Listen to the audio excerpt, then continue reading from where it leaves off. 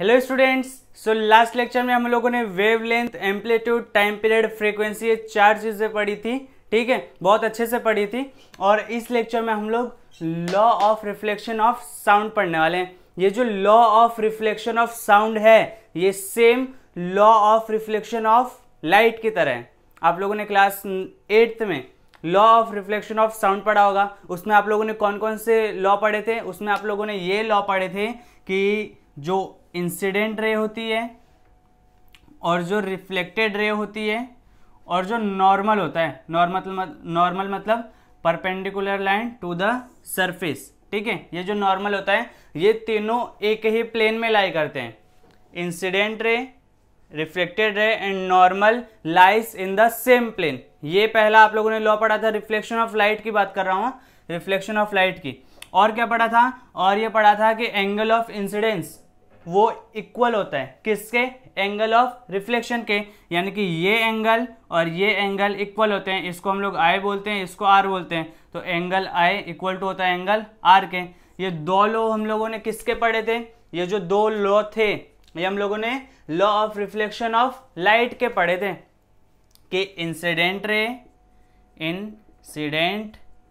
रे और ये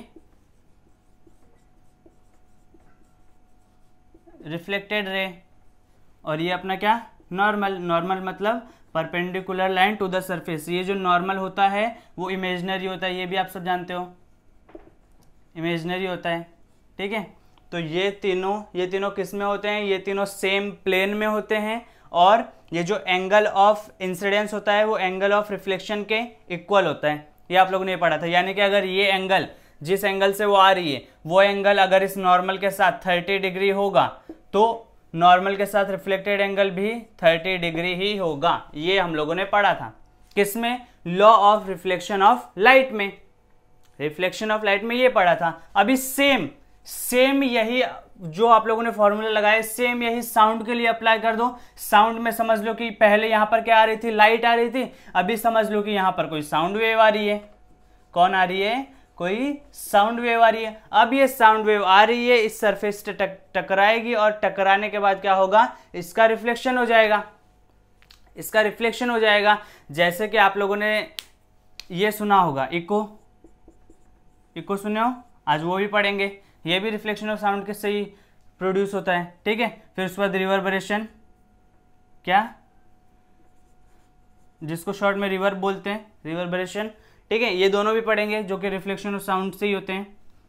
तो साउंड वेव क्या? जैसे मैं बोल रहा हूं तो मेरी आवाज का गूंजना, यहाँ पर गूंजना का मतलब अब देखो इको और रिवर्बरेशन में डिफरेंस होता है जो कि हम लोग थोड़ा बहुत गलत समझ लेते हैं। आज उसको भी क्लियर कर लेंगे। तो साउंड वेव मतलब क्या? मैंने बोला तो मेरी आवाज मेरे को वापस सुनाई देगी। मैंने जो भी बोला वो मेरी आवाज मेरे को वापस सुनाई देगी। जैसे आप लोगों ने पहाड़ों पर देखा होगा, पहाड़ों पर जब हम लोग जाते हैं, पहाड़ों पर हम लोग बोलते हैं हेलो तो आवाज आती है हेलो हेलो हेलो हेलो, ऐसा।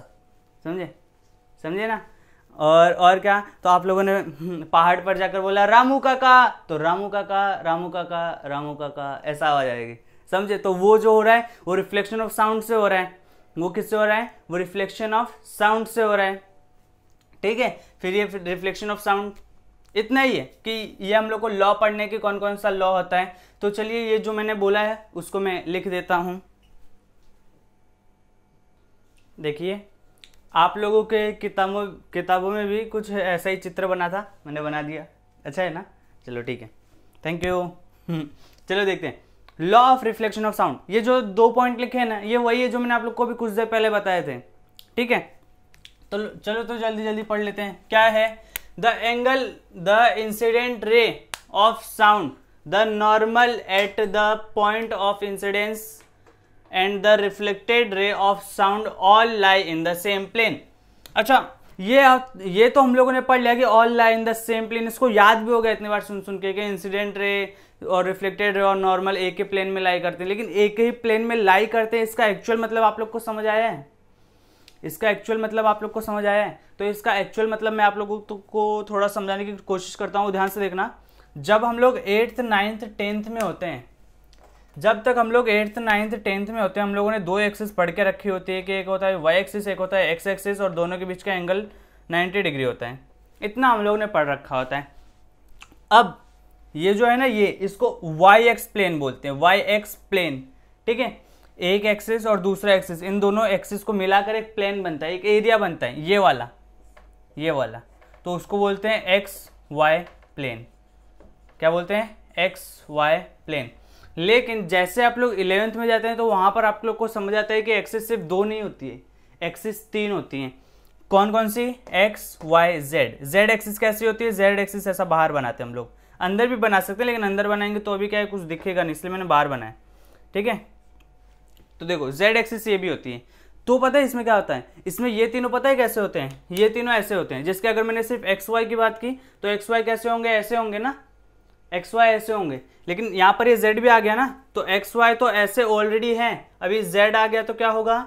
जेड आ गया तो एक ऐसे बाहर निकलेगा, ऐसे ऐसे, समझ रहे हो?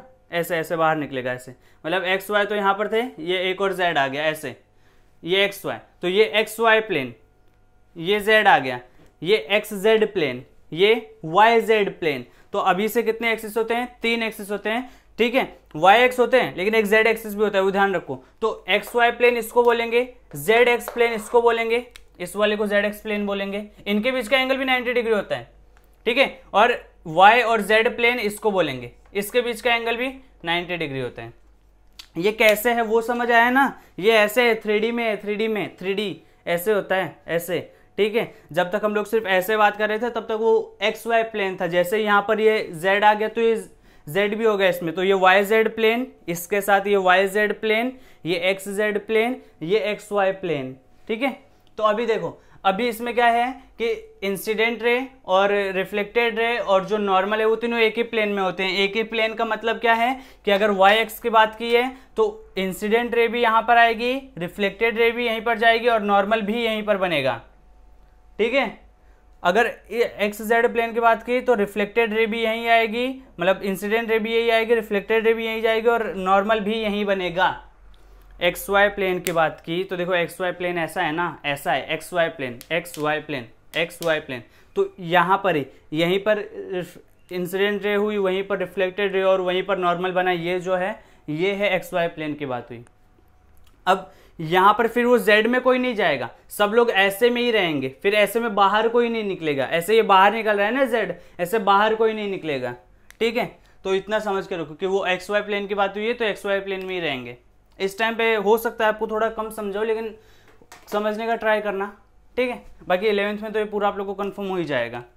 अच्छा, ये सेकंड वाले देखो, angle of incidence is equal to angle of reflection. ये तो कुछ देर पहले ही बताया था ना, एंगल ऑफ इंसिडेंस जिस एंगल से साउंड वेव आ रही है उसी से रिफ्लेक्ट होगी। तो इस एंगल से साउंड वेव आ रही है। अब देखो ये क्या है, ये एक वॉल है, ये एक दीवार है, ये एक टेबल है, यहाँ पर मैंने 2 कार्डबोर्ड रखे हैं, उनको फोल्ड करके रखा हुआ है। फिर यहाँ पर एक क्लॉक है, यहाँ पर हम लोग का कान है, यहाँ पर घंटी बजेगी, ठीक है, घड़ी बजेगी, क्लॉक बजेगा, फिर यहाँ से हम लोग को सुनाई देगा। अब ये सुनाई कैसे दे रहा है, तो देखो जो इंसिडेंट रे है यहाँ पर क्लॉक जो है वो साउंड प्रोड्यूस कर रहा है, तो यहाँ से इंसिडेंट रे जा रही है, इस वॉल से टकरा रही है, टकराने के बाद उसका रिफ्लेक्शन हो रहा है और इस कान में सुनाई दे रही है। तो यहाँ पर ये जो एंगल बन रहा है, ये जो एंगल बन रहा है, ये कौन सा है? आई है। ये कौन सा है? आर है। तो angle I is equal to angle R. यही है law of reflection of sound. Law of reflection of sound यही है, ठीक है। अभी law of reflection of sound हम लोग को बहुत सारी जगह देखने को भी मिलता है। हम लोग कभी कभी अपनी आवाज़ बार बार सुनते हैं, अपनी आवाज़, अरे आवाज़ का जो रिपीटेशन होता है वो रिपीटेशन किस लिए होता है? वो रिपीटेशन इसी लॉ ऑफ साउंड की, रिफ्लेक्शन ऑफ साउंड की वजह से होता है। हम लोग कुछ भी बोलते हैं, आवाज़ वहाँ से टकराती है फिर वापस आती है, यही है law of reflection of sound. समझे? या आप लोग को समझा होगा कि ऐसे जा रही है, ऐसे आ रही है। अभी मैंने कोई भी चीज़ बोला वो मेरे को फिर से सुनाई देती है, हेलो हेलो हेलो हेलो, ठीक है, हाय हाय हाय हाय, ऐसा, समझे? तो वो जो मेरा साउंड है वो मेरे को बार बार सुनाई देगा, तो उसको क्या बोलेंगे? उसको बोलेंगे रिफ्लेक्शन ऑफ साउंड। अब रिफ्लेक्शन ऑफ साउंड भी 2 होते हैं। कौन कौन से होते हैं? एक तो होता है इको और एक होता है रिवर्बरेशन, जिसको शॉर्ट में रिवर्ब लिखते हैं। अभी कुछ देर में फुल फॉर्म में लिख दूंगा, ठीक है। तो ये दोनों होते हैं, अभी हम दोनों को यही पढ़ना है, इको एंड रिवर्बरेशन। देखिए ये जो इको रिवर्बरेशन पढ़ने से पहले मैं आप लोग को इसके बारे में और बातें बता देना चाहता हूं कि अगर ये angle of I is equal to angle of R के नहीं हुआ तो हम लोग को साउंड सुनाई नहीं देगा। मतलब कि अगर ये एंगल 30 डिग्री हुआ और ये 31 भी हो गया, ये 30 डिग्री और ये 31 डिग्री भी हो गया, 1 डिग्री से आगे भी हो गया, ये पीछे भी होगा, तो भी हम लोग को साउंड सुनाई नहीं देगा।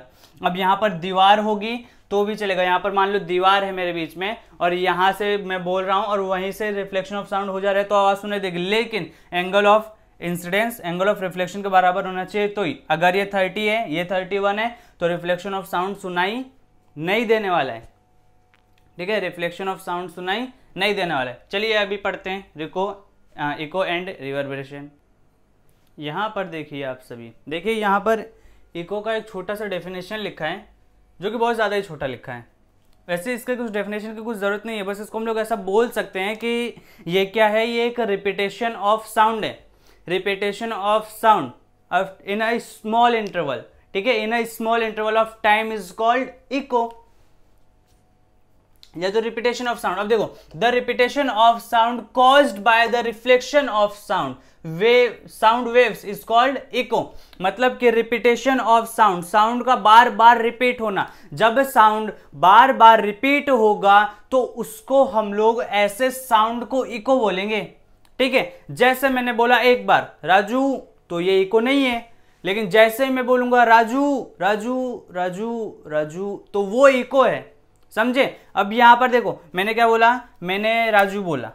ठीक है, हाँ ये बात अलग है कि कुछ देर बाद उसका इंटेंसिटी कम होते जाता है। अरे देखो, जितना तेज से आप राजू बोले थे, क्या उसी आवाज से आप लोग को राजू सुनाई देता है क्या? नहीं ना, वो कम होते जाता है क्योंकि टकरा कर उसका जो स्पीड है वो थोड़ा सा कम होते जाता है। ये हम लोग समझते हैं। ठीक है, तो देखो मैंने राजू बोला। अब राजू बोलने के बाद जब मेरे को फिर से राजू सुनाई देगा, फिर से राजू सुनाई देगा, तो उसको मैं क्या बोलूंगा, उसको हम लोग बोलेंगे रिफ्लेक्शन ऑफ साउंड। और वो भी कौन सा, वो क्या प्रोड्यूस कर रहा है, वो इको प्रोड्यूस कर रहा है। क्या प्रोड्यूस कर रहा है? इको प्रोड्यूस कर रहा है। ठीक है, ये इको होता है। तो रिवर्बरेशन क्या होता है उसके ऊपर आएंगे, अभी बता दे रहा हूं क्या होता है, वो कुछ हार्ड नहीं। देखो इको में क्या हो रहा है, इको में जैसे मैंने राजू बोला तो मेरे को पूरा राजू सुनाई दे रहा है ना, मेरे को पूरा राजू फिर से सुनाई दे रहा है। लेकिन रिवर्बरेशन में क्या होता है, रिवर्बरेशन में होता है कि जैसे ही मैंने बोला राजू तो मेरे को पूरा राजू नहीं सुनाई देगा, मेरे को राजू का सिर्फ जू सुनाई देगा। मैंने बोला राजू जू, समझे? तो जब जैसे बोलूंगा राजू तो पूरा राजू सुनाई देगा, तो वो इको है। और जैसे मैंने राजू तो मेरे को सिर्फ जू सुनाई देगा, तो वो क्या है, वो रिवर्बरेशन है। ठीक है, वो क्या है, वो रिवर्बरेशन है। आई होप आपको ये समझ आया होगा। बाकी रिवर्बरेशन अभी कुछ देर में चर्चा कर लेंगे उस पर भी। ठीक है, ये वाला देखो, the repetition of sound caused by the reflection of sound waves is called echo. ठीक है, उसको क्या बोलते हैं, इको बोलते हैं। The minimum time interval should be 0.1 second to hear an echo. मतलब कि अगर हम लोग को इको को सुनना है तो हम लोगों को कितना सेकेंड, टाइम इंटरवल कितना होना चाहिए इको सुनने के लिए? 0.1 सेकेंड होना चाहिए। कितना होना चाहिए? 0.1 सेकेंड होना चाहिए। अच्छा, अब ये बात समझ नहीं आ रही है कि यहां पर भी तो मैं बोल रहा हूं, यहां पर भी मैं बोल रहा हूं, यहां पर भी दीवारें हैं, यहां पर भी फर्श है, यहां पर भी घर है, तो यहां पर मेरे को इको क्यों नहीं सुनाई दे रहा है? जब आप लोग घर में चिल्लाते रहते हो तो घर में चिल्लाने पर इको सुनाई क्यों नहीं देता है? क्वेश्चन वो है ना, इको सुनाई क्यों नहीं देता है? तो देखो, इको को सुनने के लिए कुछ कुछ कंडीशंस रिक्वायरमेंट होती हैं। वो कंडीशंस क्या क्या होती हैं, वो कंडीशंस आइए पढ़ लेते हैं डिटेल में एकदम। पहला कंडीशन तो यहां पर लिखा हुआ है, क्या लिखा है? The minimum time interval should be 0.1 second to hear an echo. Time interval कितना होना चाहिए? 0.1 सेकेंड होना चाहिए। ठीक है, मान लिया 0.1 सेकेंड होना चाहिए। और क्या होना चाहिए? तो देखो डिस्टेंस, यहां पर डिस्टेंस भी बहुत बड़ा मैटर करता है। डिस्टेंस बिटवीन सोर्स, ठीक है, जो बोलने वाला है, सोर्स एंड वॉल लिख लो, वॉल लिख लेते हैं, चलो। Source and wall should be greater than 17.2 metre. इसका मतलब क्या है, इसका मतलब ये है कि मेरे बीच में और जिस दीवार से मेरे को रिफ्लेक्शन सुनना है, हम दोनों के बीच में जो डिस्टेंस है वो 17.2 मीटर से ज्यादा का होना चाहिए, 17.2 मीटर से ज्यादा का होना चाहिए। जैसे 1 मीटर इतना होता है, तो आप लोगों का घर क्या 17 मीटर बड़ा होता है क्या? नहीं होता ना, 17 मीटर बड़ा तो नहीं होता ना, इतना बड़ा नहीं, तो वो 6-7 मीटर जितना इतना ही होता है लगभग, तो 1 मीटर इतना हो गया, तो 17 मीटर बड़ा घर नहीं होता, ठीक है। तो घर में इको नहीं सुनाई दे सकता, घर में इको सुनाई नहीं दे सकता। तो 17.2 मीटर हम लोग को कहां पर मिल सकता है? तो देखो आप लोगों ने, जब हम लोग माउंटेन्स पर जाते हैं, हम लोग चिल्लाते हैं हेलो हेलो हेलो, तो वहां पर हम लोग को इको सुनाई देता है, क्योंकि वहां का जो डिस्टेंस है, मेरे बीच का डिस्टेंस और जो पहाड़ है उसके बीच का डिस्टेंस, देखो मैं यहां पर हूं, ये पहाड़ यहां पर है, ये जो डिस्टेंस है पहाड़ के बीच का और इसके बीच का वो 17.2 मीटर से ज्यादा का है, तो मैंने मान लिया कि वो 18 मीटर है, ठीक है। जैसे मैंने बोला हेलो, तो मेरे को फिर से सुनाई देगी हेलो हेलो हेलो, ठीक है। जैसे मैंने बोला हेलो, तो मेरे को फिर से सुनाई देगी हेलो, ठीक है, हेलो, ऐसा समझ में आ रहा है। अब ऐसा नहीं है कि मैं बोलूंगा हेलो तो मेरे को जो रिफ्लेक्शन ऑफ साउंड है, मतलब जो इको है वो 10 घंटे बाद सुनाई देगा, ऐसा नहीं है। वो टाइम इंटरवल कितना होना चाहिए? 0.1 सेकंड तक ही सुनाई देगा। वो टाइम इंटरवल कितना होना चाहिए? 0.1 सेकंड तक ही सुनाई देगा। ऐसा नहीं है कि मैंने एक बार हेलो बोला तो 10 घंटे तक सिर्फ हेलो हेलो ही बजता रहेगा, ठीक है। वो टाइम इंटरवल भी फिक्स है और डिस्टेंस भी फिक्स है कि 17.2 मीटर से ज्यादा का होना चाहिए, ठीक है, 17.2 मीटर से ज्यादा का होना चाहिए। इसीलिए आप लोगों ने बहुत सारे मूवीज में देखा होगा कि जो बहुत बड़ी बड़ी हवेलियां होती है, वहां पर हम लोग जैसे ही दरवाजा खोलते हैं, जैसे कुछ गिरता है तो उसका हम लोग को रिफ्लेक्शन सुनाई देता है, साउंड का रिफ्लेक्शन सुनाई देता है। अब साउंड का रिफ्लेक्शन क्यों सुनाई देता है? क्योंकि वहां पर जो दीवारें होती है ना, वो 17.2 मीटर से ज्यादा की होती है। अच्छा, अब ये तो हम लोग समझ गए कि टाइम कितना होना चाहिए, 0.1 सेकेंड होना चाहिए टाइम इंटरवल इको सुनने के लिए। और जो डिस्टेंस मेरे बीच का और जो वॉल है जिससे मेरे को सुनना है, सोर्स के बीच का और वॉल के बीच का जो डिस्टेंस है वो कितना होना चाहिए? वो 17.2 मीटर से ज्यादा का होना चाहिए। तो हम लोग क्या इसको रट्टा मार ले? क्या हम लोग इसको रट लें कि ये 17.2 मीटर से ज्यादा का होना चाहिए? हाँ, रट लो। लेकिन ये आया कहां से? वो बात मैंने, ये आया कहां से? ऐसे क्या मैंने अपने मन मर्जी से लिख दिया? नहीं, ये आया है। कहां से आया है उसका भी मैं आप लोग को बता देता हूं।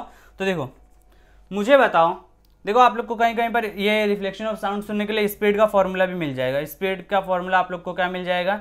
वो मिल जाएगा 2D/t। अच्छा, ये 2D/t किधर से आया समझना है? 2D/t किधर से आया? सोचो जरा, सोच लिए डिस्टेंस किधर से आया? देखिए, अगर आपको स्पीड का कॉन्सेप्ट अच्छे से आता होगा ना, तो ये जो मैंने 2D/t लिखा है ना, इसमें कुछ ज़्यादा कुछ बड़ा नहीं है। देखो बताता हूँ। देखो यहाँ पर मैंने वॉल लिखा है, बट ज़रूर थोड़ी है वॉल से हम लोग को रिफ्लेक्शन सुनाई दे।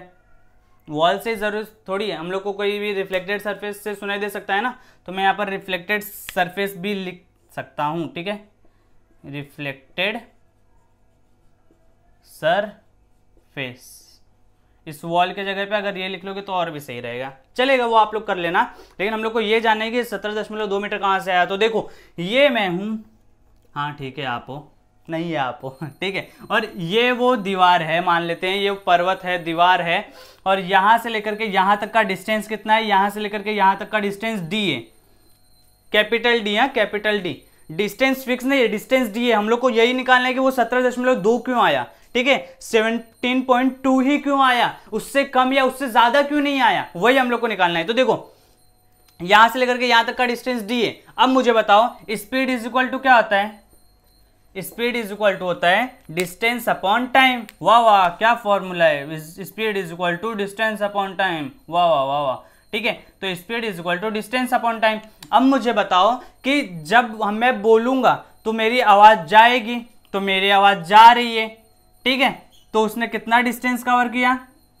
लेकिन यहां पर मेरे को डिस्टेंस कौन से चाहिए? वापस जाने का भी, फिर आने का भी, जाने का भी, फिर आने का भी। तो जब मेरी दीवार गई तो उसने कितना डिस्टेंस कवर किया? d। और जब, सॉरी, मेरी दीवार नहीं, मेरी आवाज गई, जो मेरी आवाज गई उसने कितना डिस्टेंस कवर किया? d। लेकिन सिर्फ उसको जाकर वहीं पे रुकना नहीं है, रिफ्लेक्शन भी होना है ना, रिफ्लेक्शन भी होना है। तो वो जाएगी फिर वापस आएगी, तो जब वो जा रही है तो डी कवर कर रही है, फिर वापस आएगी तो कितना कवर करेगी, डी ही तो कवर करेगी। सो डी प्लस डी हो गया। टाइम कितना है, टाइम को कैपिटल टी मान लेता हूं, और ये स्पीड हो गया। सो मुझे बताओ speed is equal to D plus D, D square मत बोलना, 2d होता है, तो 2d अपॉन में टी, ठीक है। So speed is equal to 2d upon में टी। अब मुझे बताओ speed is equal to 2d upon में 2d अपॉन में टी क्यों आया, वो समझ में आया, ठीक है। अगर वो समझ में आया तो हम लोग को क्या निकालना है, हम लोग को डिस्टेंस निकालना है। कौन सा 17.2 कहां से आया, तो वो मैं कहां बताऊं। सो मैं चाहूंगा कि मैं उसको मिटा दूं, इसको ठीक है, इसको मैं मिटा दूं। देखो अब मुझे बताओ स्पीड, यहां पर किसके स्पीड की बात हो रही है, साउंड के स्पीड की बात हो रही है। साउंड का स्पीड कितना होता है, 330 एयर में होता है 330 मीटर पर सेकंड, बट एक्चुअल में कितना होता है पता है, एक्चुअल में वो 343 मीटर पर सेकंड होता है। एक्चुअल में 343 मीटर पर सेकंड होता है, लेकिन हम लोग 343 नहीं लेते, कैलकुलेशन इजी करने के लिए 330 ले लेते हैं, लेकिन एक्चुअल में इतना होता है। तो अभी हम लोग असली वाला निकाल रहे हैं, इसलिए एक्चुअल स्पीड ही लेकर चलेंगे। सो स्पीड ऑफ साउंड लिख दिया 343, अब 2d लिख दिया, हाँ 2d लिख दिया, अपॉन में टी। टाइम कितना होना चाहिए इको सुनने के लिए, देखो time interval should be 0.1 second, तो यहां पर कितना आएगा 0.1। अब ये 0.1 जाकर के इसको मल्टीप्लाई करेगा, 343 into 0.1 is equal to 2d। समझ में आ रहा है। अब क्या होगा, अब ये इसको मल्टीप्लाई कर दो 343, सो ये कितना हो जाएगा 34.4। जब ये 343 0.1 से मल्टीप्लाई करेगा तो ये 34.3 हो जाएगा। सो इज इक्वल टू कितना आएगा 2d, इज इक्वल टू कितना आएगा 2d। So d is equal to कितना आएगा 340.3 अपॉन में कितना, अपॉन में 2, ठीक है। अभी यहाँ से d को कैलकुलेट कर लो, d को कैलकुलेट करने से कितना आएगा, d इज इक्वल टू कितना आएगा 2 1 कम 2, ये 1, ये 7, ये यहाँ पर पॉइंट है पॉइंट, फिर ये 1, यहाँ पर कितना बचेगा 1 बचेगा, उधर पॉइंट है 0 लगाए 5 आ जाएगा। सो 17.15 इतना आएगा। अब यहाँ से हम लोग इसको राउंडिंग ऑफ करेंगे तो ये 5 है, तो यहाँ पर ये कितना हो जाएगा 2 हो जाएगा। सो d इज इक्वल टू कितना आ जाएगा 17.2 मीटर आ जाएगा ना, 17.2 मीटर। आई होप आपको ये दिख रहा होगा, लेट मी चेक, हाँ दिख रहा है। समझ गए ना, ये समझ गए। देखो यहाँ पर 17.15 आया, 34.3 को डिवाइड किया तो 2 से, तो हम लोगों ने उसको राउंडिंग ऑफ करके 2 ले लिया। तो देखो ये डिस्टेंस कितना आ रहा है 17.2 मीटर आ रहा है, मतलब इतना डिस्टेंस होगा तो हम लोग को सुनाई देगा। अच्छा ये फॉर्मूला कुछ याद रखने की जरूरत नहीं, याद सिर्फ इतना रखना कि एको जा रही है वापस आ रही है, कितना डिस्टेंस कवर कर रही है 2d, और टाइम तो t है, और टाइम इंटरवल 0.1 सेकंड होना चाहिए। स्पीड 343 मीटर पर सेकंड होता है, जो कि यहाँ पर लिख दिया है मैंने, चलेगा। बोलो समझ में आ गया कि एको कब सुनाई देगा, जब, अच्छा 17.2 से ज्यादा होना चाहिए ये तो हम लोग समझ गए, लेकिन क्या अगर 17.2 मीटर हो गया डिस्टेंस तो भी सुनाई देगा, तो भी सुनाई देगा, ठीक है। और उससे ज्यादा होना चाहिए, अगर 17.1 भी हो गया तो भी सुनाई नहीं देगा, चलेगा। तो इको हम लोग ने पढ़ लिया है, रिवर्बरेशन भी देख लेते हैं।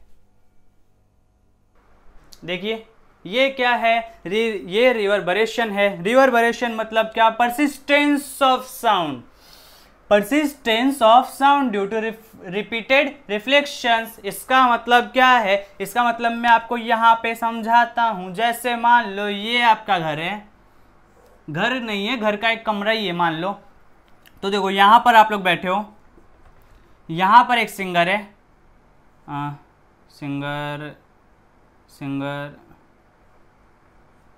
सिंगर, ठीक है, ये सिंगर है, कौन सा वाला, जियान है मान लो, ठीक है। तो जब जियान गाना गाएगा तो क्या होगा, तो उसका साउंड यहाँ से निकलेगा, यहाँ से टकराएगा, ठीक है, फिर इसके कानों में जाएगा, फिर मान लो ऐसे टकराएगा, इसके कानों में जाएगा, और कैसे जाएगा, तो और ऐसे भी जा सकता है, ऐसे जाएगा, इसके कानों में टकराएगा, ऐसे जाएगा, इसके कानों में टकराएगा, समझ लो। तो यहाँ पर देखो, यहाँ पर हो क्या रहा है, एक्चुअल में यहाँ पर हो क्या रहा है, यहाँ पर साउंड एक ही बार बोला जा रहा है, साउंड एक ही बार बोला जा रहा है, लेकिन वो हम लोग को रिपीटेड टाइम पर सुनाई दे रहा है, वो हम लोग को रिपीटेड सुनाई दे रहा है।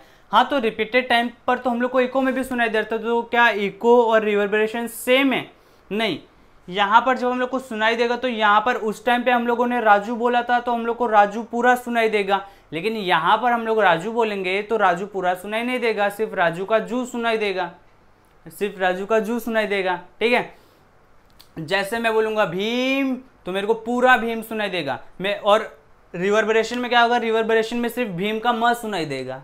तो देखो इसमें यही डिफरेंस है कि ये है अपना इको और ये है अपना रिवर्बरेशन।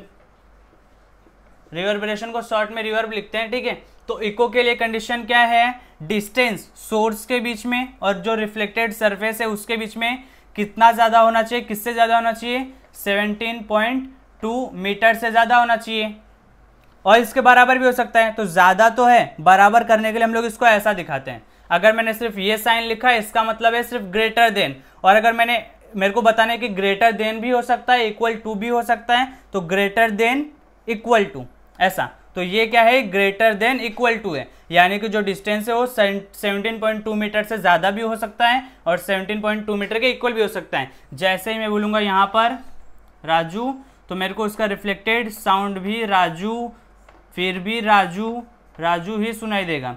और जब मैं बोलूंगा यहाँ पर राजू तो मेरे को उसका सिर्फ जू सुनाई देगा, उसका सिर्फ जू सुनाई देगा।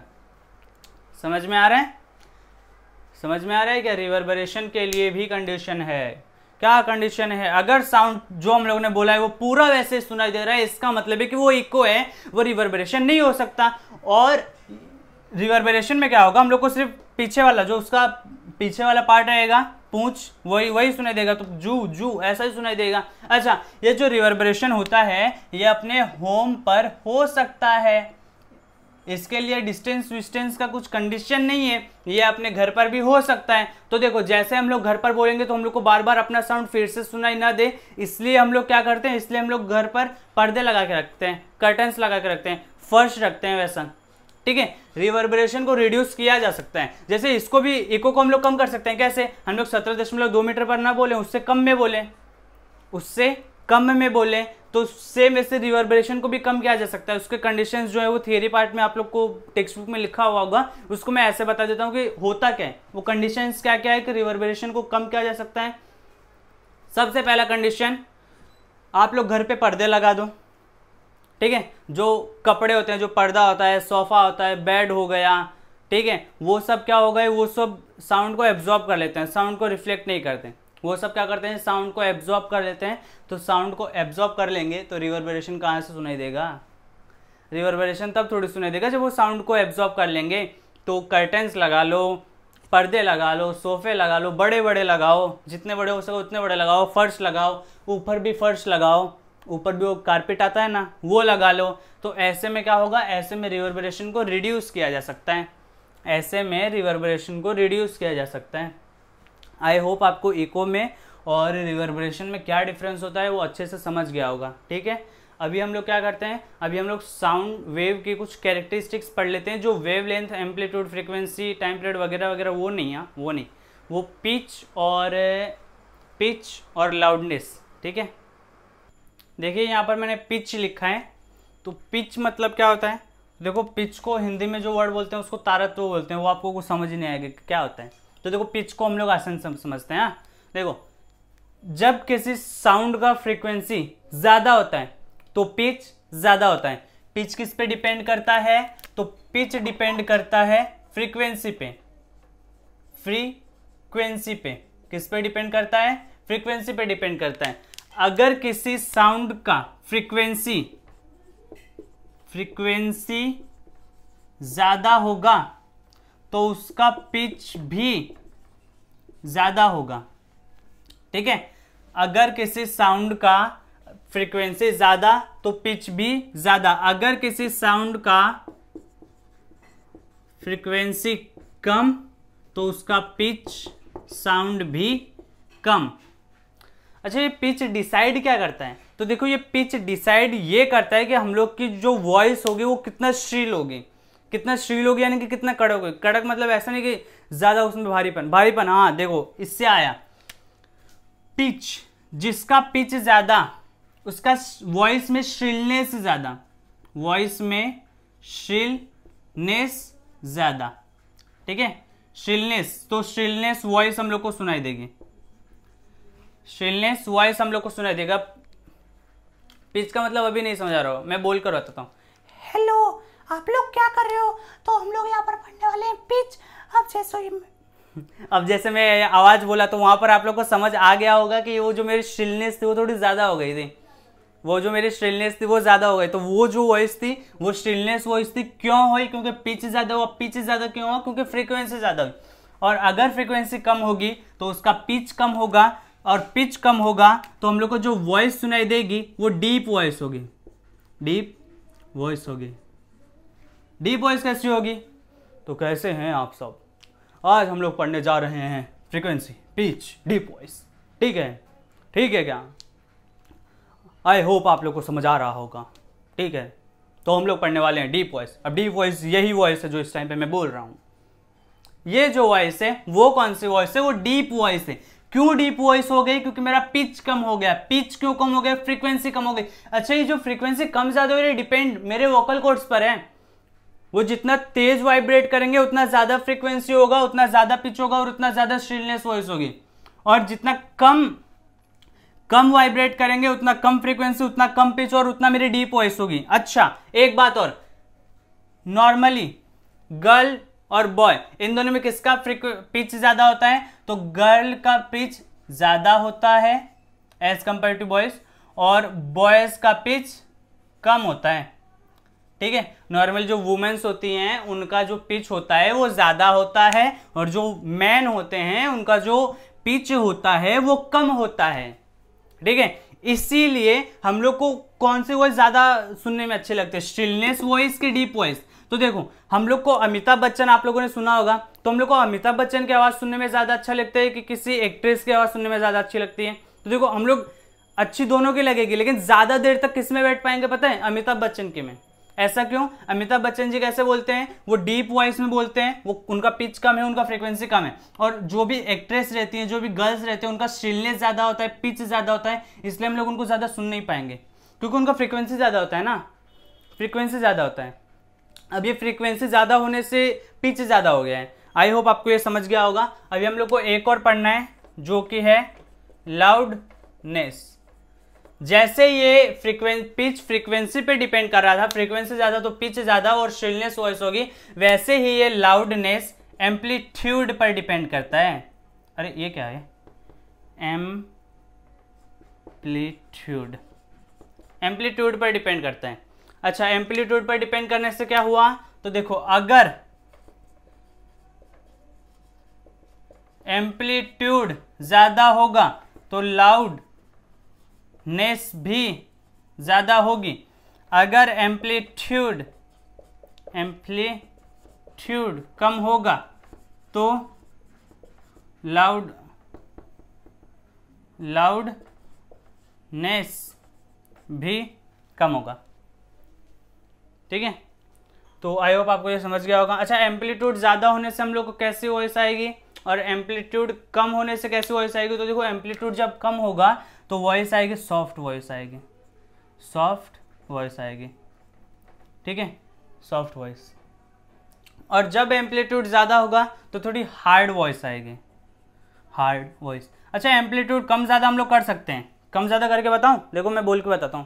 अभी जो मैं बोल रहा हूं ना, वो मैं अपना एम्पलीट्यूड कम करके ही बोल रहा हूँ, लाउडनेस कम करके ही बोल रहा हूँ। जैसे मैं एम्पलीट्यूड बढ़ाऊंगा, हेलो, तो आप लोग को मेरी आवाज आ रही है, आप लोग को सुनाई दे रहा होगा, तो वो मैंने लाउडनेस बढ़ा दिया, लाउडनेस बढ़ा दिया। अभी जो मैं हल्का हल्का बोल रहा हूँ वो लाउडनेस कम है, तो इसलिए आप लोग को सुनने में अच्छा लग रहा है। जैसे लाउडनेस बढ़ेगा हार्ड वॉइस हो जाएगी, सुनने में नहीं अच्छा लगेगा।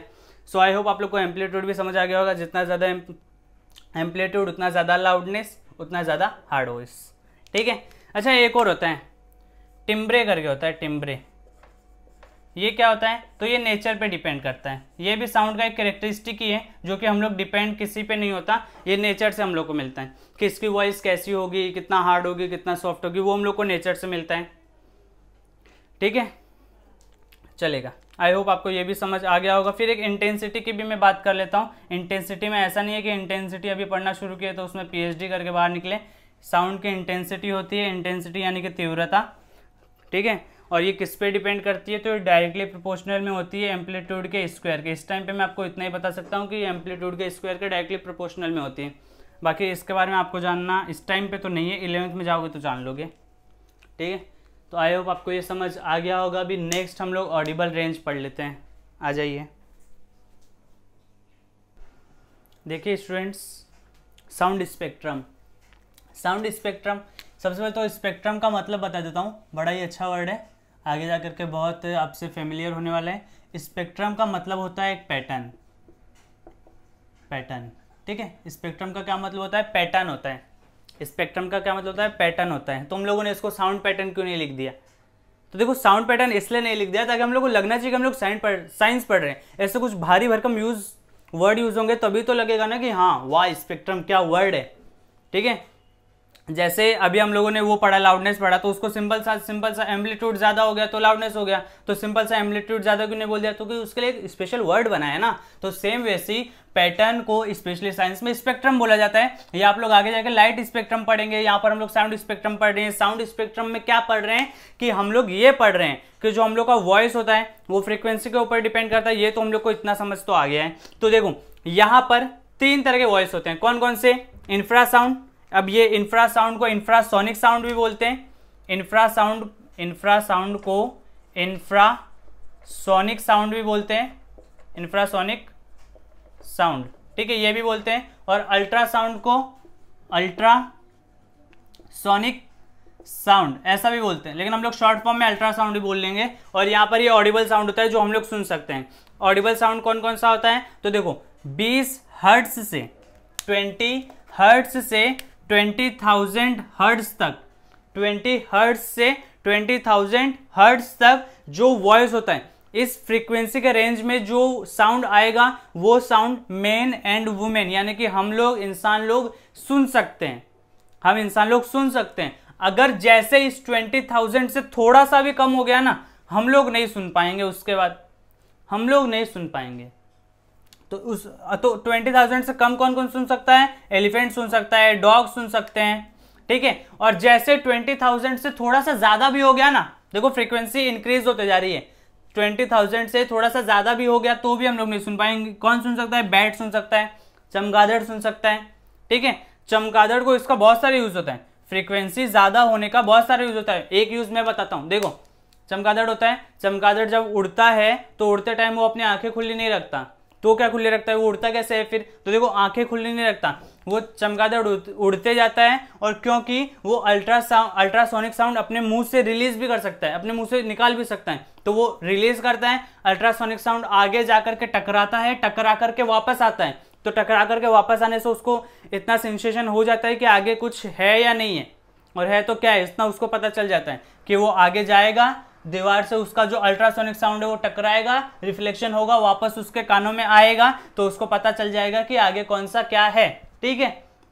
ऐसा वो यूज करता है। हम लोग सिर्फ 20 हर्ट्ज से 20,000 हर्ट्ज तक सुन सकते हैं। इसलिए आप लोगों ने देखा होगा कि डॉग्स जो होते हैं वो 20 हर्ट्ज से कम का भी सुन सकते हैं। इसलिए आप लोगों ने देखा होगा डॉग कभी कभी सो रहा है तो अचानक से उठता है। उन लोग को पहले से ही कुछ जानवर जैसे डॉल्फिन, एलिफेंट, डॉग्स, ये सब ऐसे जानवर होते हैं जिनको पहले से पता चल जाए, अगर कहीं भूकंप आ रहे तो हम लोग को नहीं पता चलेगा, इन लोग को पता चल जाएगा, क्योंकि वो फ्रीक्वेंसी बहुत कम का भी सुन सकते हैं और बहुत ज्यादा का भी सुन सकते हैं। इंसान लोग कहाँ का सुन सकते हैं, सिर्फ 20 हर्ट्ज से 20 हर्ट्ज से 20,000 हर्ट्ज तक इतने सुन सकते हैं। अब ये कैसे सुन सकते हैं, तो इसलिए आप लोगों को मैं एक ऐप बताता हूँ, उस ऐप को डाउनलोड करके ट्राई कर लेना।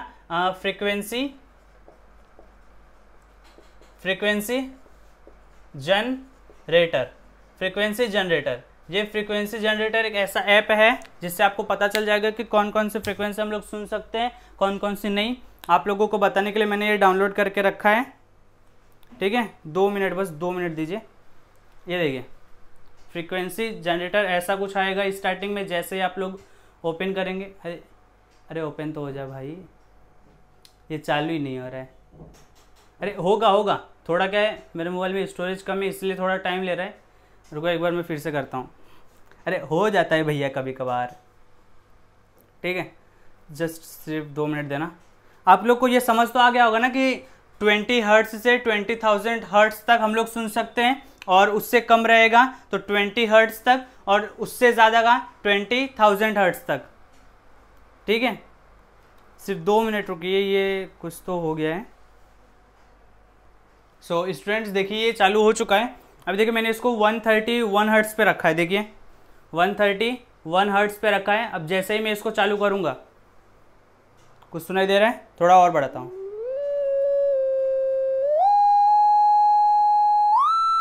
कुछ सुनाई दे रहा है।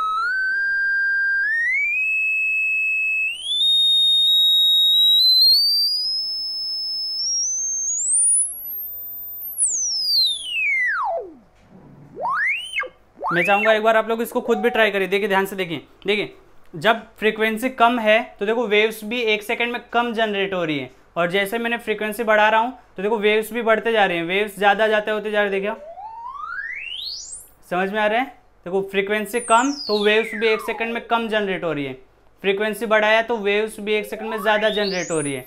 समझ में आया? तो आप लोग भी इसको डाउनलोड करके देख सकते हो। हाँ 1 मिनट रुकिए, मुझे इससे बंद करने दीजिए। हाँ चलेगा, ठीक है। सो आई होप आपको समझ आ गया होगा। इसको किसी को परेशान करने के लिए यूज़ मत करना, ठीक है। आई हम्बल रिक्वेस्ट टू यू, इसको किसको परेशान करने के लिए यूज़ मत करना।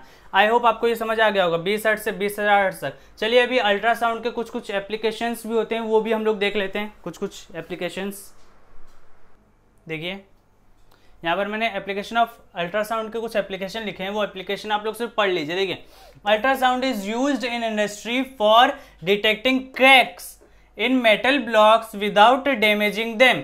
मतलब कि अब देखो मेटल ब्लॉक में, अगर यहाँ पर मैंने कोई मेटल ब्लॉक रखा हुआ है तो उसमें बहुत सारे जो क्रैक्स होते हैं वो मेरे को अपने आंखों से दिख जाते हैं, लेकिन बहुत सारे क्रैक्स ऐसे होते हैं जहाँ पर वो मेरे को आंखों से दिख नहीं पाते, और उनको हम लोग मतलब उनको क्या करते हैं, उन लोग को हम लोग को जानना रहता है कि वहाँ पर क्रैक है कि नहीं है, तो उसलिए भी हम लोग अल्ट्रासाउंड का यूज़ कर सकते हैं।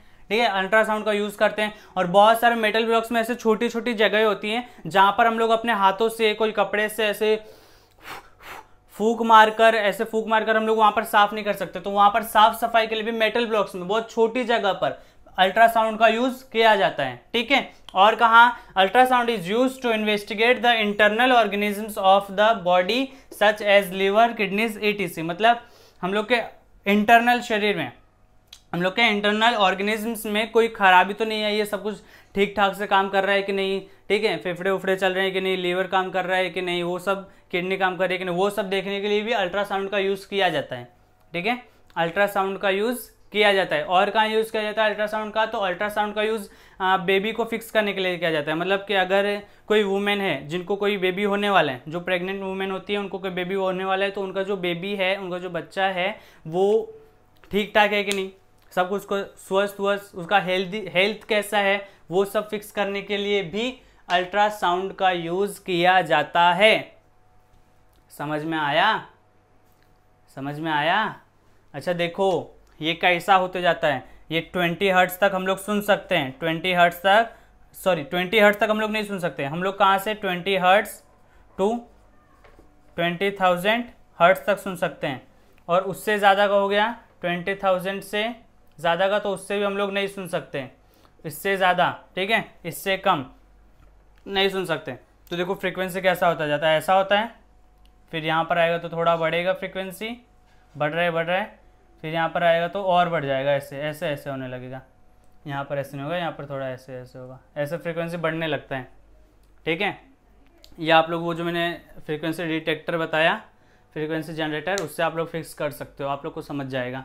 आप लोगों ने और देखा होगा कि जो डीजे उजे बजता है उसमें डीजे में ढूम ढूम ढूम ऐसे उठक के ऐसा, तो वहाँ पर क्या होता है, वहाँ पर देखो, वहाँ पर आप लोग ध्यान से देखोगे तो वहाँ पर कुछ ऐसा पैटर्न नहीं बनता है, ऐसा पैटर्न नहीं बनता है, ध्यान से देखो, ऐसा पैटर्न नहीं बनता है वहाँ पर, ऐसा आप लोग देखे रहेंगे ना, ऐसा बनता है कि नहीं बनता है, ऐसा होता है ना।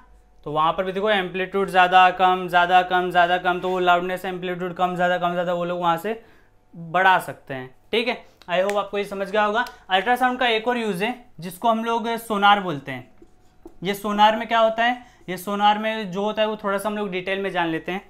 ठीक है, ये देखिए यहाँ पर आपको एक बोट दिख रही होगी, एक जहाज़ दिख रही होगी। अब इस जहाज़ से देखो, यहाँ पर मैंने सोनार लिख के रखा है। ठीक है, सोनार मतलब क्या होता है, सोनार का फुल फॉर्म होता है साउंड, एन से नेविगेशन, नेविगेशन, ए से एंड और आर से रेंजिंग, ठीक है। साउंड नेविगेशन एंड रेंजिंग, ये पूरा एक प्रोसेस होता है। इसमें क्या होता है, इसमें जो बड़े बड़े शिप्स होते हैं उनमें एक ट्रांसमीटर लगाया जाता है। क्या लगाया जाता है, ट्रांसमीटर। ट्रांसमीटर यानी कि जनरेटर, एक तरह से समझ लो जनरेट करने वाला। क्या जनरेट करने वाला, 20,000 हर्ट्ज से ज़्यादा यानी कि अल्ट्रासाउंड रिलीज करने वाला। ट्रांसमीटर यानी कि एक ऐसा डिवाइस जो कि अल्ट्रासाउंड रिलीज करेगा, अल्ट्रासाउंड को अपने आप से बाहर निकालेगा, ठीक है। जैसे कि ये मेरा वोकल कॉर्ड है, तो ये भी एक तरह का ट्रांसमीटर है जो कि क्या करता है, जो कि 20,000 हर्ट्ज से लेकर के 20,000 मतलब कुछ फ्रीक्वेंसी तक की आवाज़ निकाल सकता है ना, आवाज़ निकाल सकता है। तो ये भी एक ट्रांसमीटर ही है। ऐसे ही ये ट्रांसमीटर होता है जो कि क्या करता है, जो कि अल्ट्रासाउंड को निकालता है, अल्ट्रासाउंड को रिलीज करता है, जो कि नीचे जाता है। नीचे का जो सरफेस होता है, जो ये सरफेस होता है वहां पर हिट करता है, फिर वहां से इंसिडेंट रे ऐसे जाती है, फिर वहां से रिफ्लेक्ट हो जाती है। यहाँ पर डिटेक्टर होता है, डिटेक्टर भी जहाज में ही होता है। तो इससे किया क्या जाता है, तो देखो सोनार,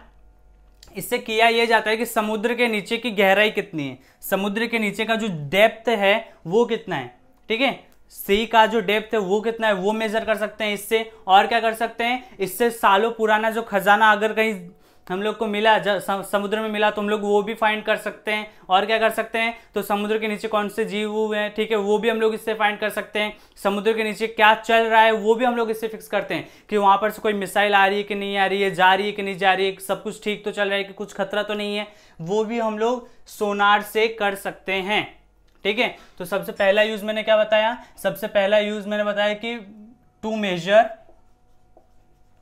मेजर डेप्थ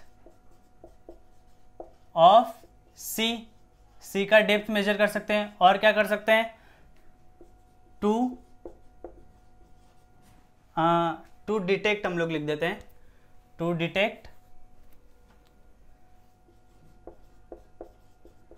डिटेक्ट द खजाना, ठीक है। खजाने को क्या बोलते हैं, ट्रेजर बोलते हैं, ठीक है। थर्ड और क्या, टू टेक सेफ्टी ऑफ सी। इन सब कामों में इसका यूज किया जाता है कि हम लोग समुद्र के नीचे सब कुछ ठीक चल रहा है, कैसा चल रहा है, कितने सारे जानवर है, कौन कौन से हैं, वो सब हम लोग इससे फिक्स कर सकते हैं, ठीक है। तो देख लीजिए, आपको ये समझ आएगा sound, Sonar. So I hope आपको ये सोनार भी समझ आ गया होगा कि इससे हम लोग क्या क्या कर सकते हैं, ठीक है। अभी हम लोग को ये सब करना नहीं, अभी सिर्फ जानकारी हो कि हाँ सोनार से ये सब हो सकता है। तो थैंक यू सो मच मेरे साथ यहाँ तक बने रहने के लिए। अभी नेक्स्ट लेक्चर में हम लोग न्यूमेरिकल्स डिस्कस करने वाले हैं, उसमें ज्वाइन ज़रूर होना। मिलते हैं अगली बार।